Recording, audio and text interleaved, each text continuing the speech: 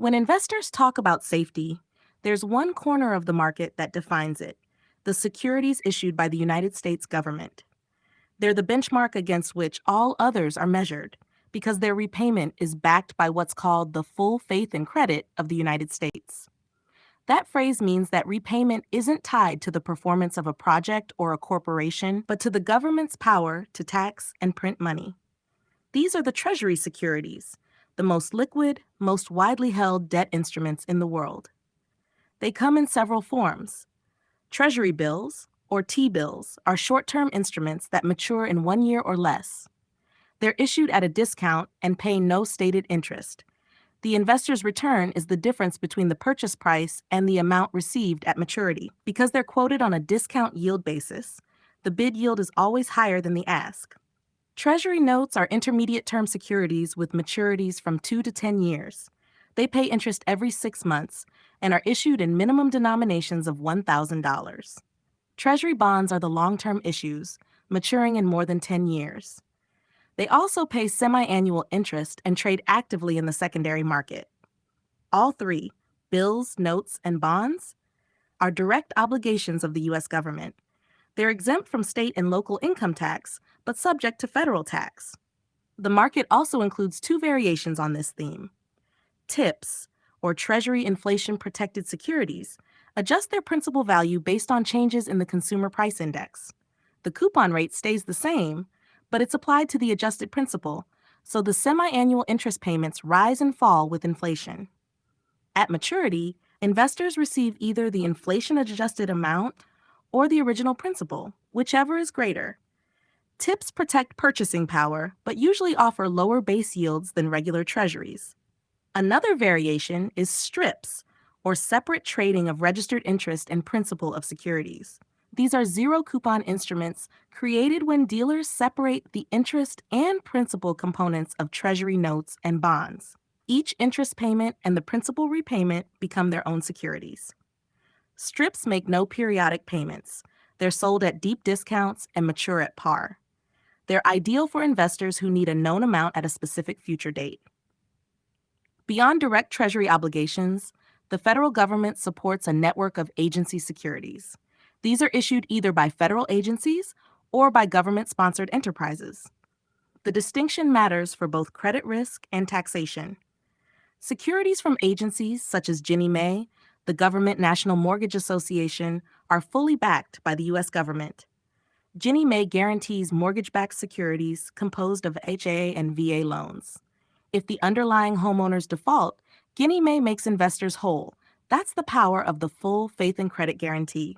Other agencies, Fannie Mae, the Federal National Mortgage Association, and Freddie Mac, the Federal Home Loan Mortgage Corporation, are government-sponsored enterprises, not fully government-owned. Their securities are backed by the issuing agency itself, not directly by the Treasury. Investors view them as having an implied federal guarantee, though legally that's not absolute. There are also federal home loan banks, which provide funds to savings institutions, and the Federal Farm Credit System, which supports agriculture through a network of cooperative lenders. Both issue securities that are considered very high quality, though again, not explicitly backed by the U.S. government. Most agency securities pay semi-annual interest just like treasuries, and most are quoted as a percentage of par in 30 seconds. The interest they pay is fully taxable at all levels: federal, state, and local. Mortgage-backed securities are unique because their cash flows depend on the payments of many individual borrowers. When homeowners refinance or prepay their loans, investors receive principal back earlier than expected. That's called prepayment risk. When interest rates rise, refinancings slow down, and the average life of those securities extends. That's extension risk. Both concepts show up on the exam as the risks specific to mortgage-backed bonds. The government market operates as a continuous auction. New issues of Treasury securities are sold through competitive and non-competitive bids. A competitive bidder, typically a large institution, specifies both the yield and the amount they're willing to purchase.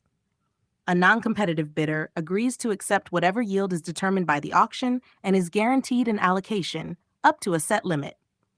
The securities are then issued in book entry form, meaning there are no physical certificates, just electronic records held at the Federal Reserve.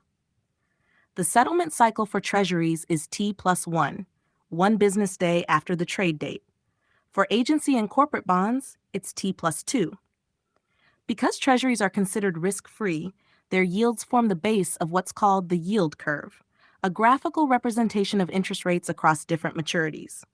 Normally, longer maturities carry higher yields, compensating investors for tying up money over time.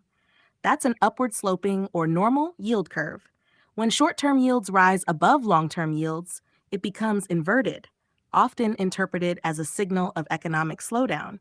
A flat curve means investors see little difference between short and long-term risk. Treasury securities are also used in repurchase agreements, or repos, where one party sells securities to another with an agreement to repurchase them later at a slightly higher price. Repos function like secured loans, with treasuries as collateral. They're a key tool for managing short-term funding needs. For investors, the appeal of government and agency securities is clear: stability, liquidity, and predictable income. For the exam, remember that Treasury interest is taxable only at the federal level, while agency interest is usually taxable everywhere. And among the agencies, only Ginnie Mae carries the full U.S. government guarantee. When you read a question about default risk, the correct answer for treasuries is always none. But market risk, the risk that yields change and prices move, applies to every fixed income instrument, even the safest ones. In a diversified portfolio, these securities serve as anchors. They provide balance to the volatility of stocks and corporate bonds, and they define the risk-free rate used in nearly every pricing model. From a single treasury bill to a 30-year bond, from mortgage-backed pools to callable agencies, this corner of the market is where credit meets credibility, the part of the system investors turn to when they need certainty. And on the Series 7, that's what you'll be tested on: who backs it, who taxes it, and how it behaves when interest rates move.